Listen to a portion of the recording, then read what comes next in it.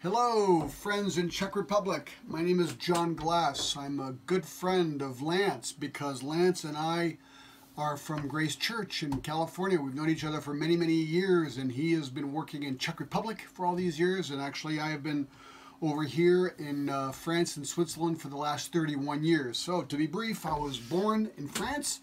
My parents were Americans. I was raised in Geneva, Switzerland, and then went back to America for 15 years, became a believer.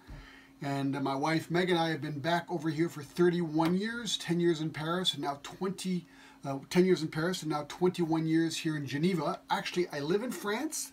You're in my office.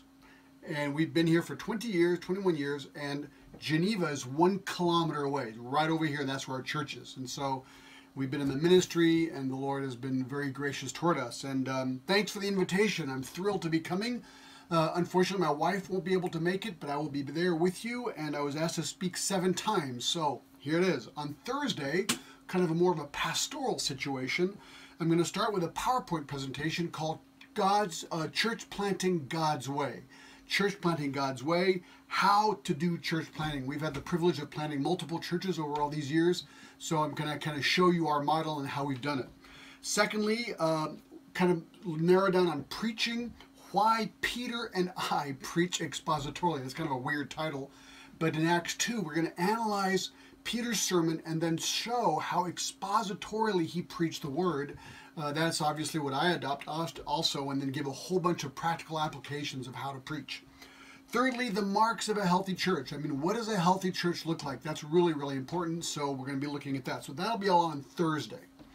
Then on Saturday, I've been asked to speak, first of all, more John Calvin related, since I did my doctorate on John Calvin and especially the sites in Geneva. So first of all, the Protestant work ethic. Why is it, for example, Swiss watches are very, very nice. They're all around the world. People love them. Why are Swiss watches such good watches? What is it about the Protestant work ethic? Well, John Calvin infused in the people a desire to work to the glory of God. We'll look at that.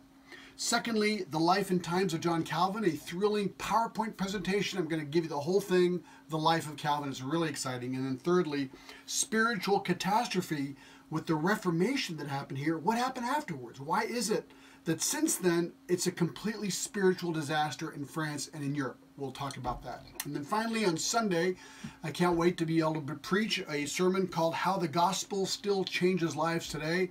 I'm going to tell you my story.